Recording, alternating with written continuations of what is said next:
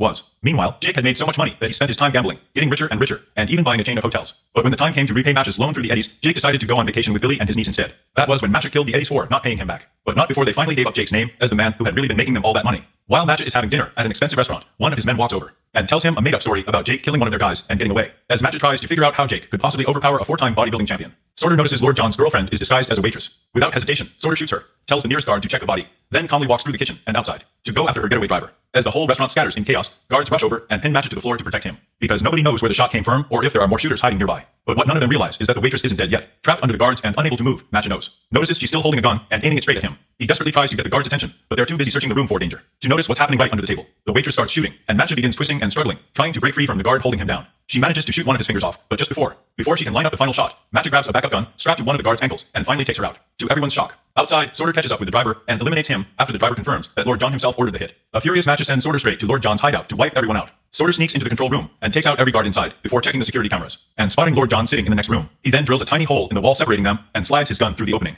Using only the CCTV feed to guide him, he fires, watches the screen to see where the bullet lands, adjusts his angle and fires again. Lord John eventually notices bullets tearing through his chair, but Sorter lines up the perfect shot and takes him out. While playing golf on a rooftop, Zach and Abby tell Jake that Sam Gold isn't real. Nobody has ever seen him because there was never anyone there to see in the first place. Sam Gold is just an idea, a symbol for greed and ego, and the only reason he has any power is because people give it to him by chasing money, status, and power. Everything suddenly starts making sense to Jake as he realizes he's been a pawn in his own game the entire time.